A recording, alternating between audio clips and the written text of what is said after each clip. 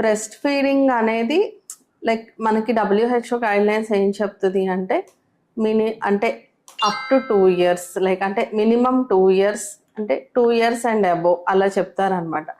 అంటే ఆ మదర్కి బ్రెస్ట్ ఫీడింగ్ ఇవ్వటం వీలైతే 2 years వరకు ఇవ్వచ్చు, అంతకన్నా ఎక్కువ కూడా ఇవ్వచ్చు. అంటే మినిమం 2 years వరకు అయితే ఖచ్చితంగా ఇవ్వచ్చు.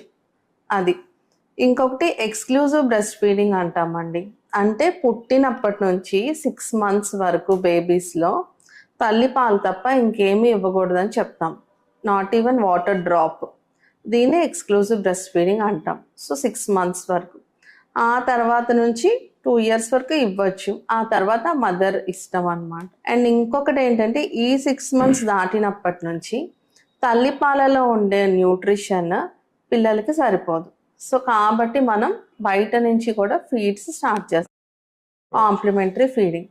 సో ఒక స్టేజ్కి వెళ్ళాక తల్లిపాలు అనేది బాబుని ఊరుకోపెట్టడానికో కామ్ చేయడానికో నిద్రపుచ్చడానికో సరిపోతుంది, కానీ అందులో న్యూట్రిషనల్ వాల్యూ వాళ్ళ ఎదుగుదలకి సరిపోదు. సో మనం స్టార్ట్ చేసినప్పటి నుంచి గ్రాడ్యువల్గా ఫుడ్స్ అనేవి పెంచుకుంటూ వెళ్ళాలి.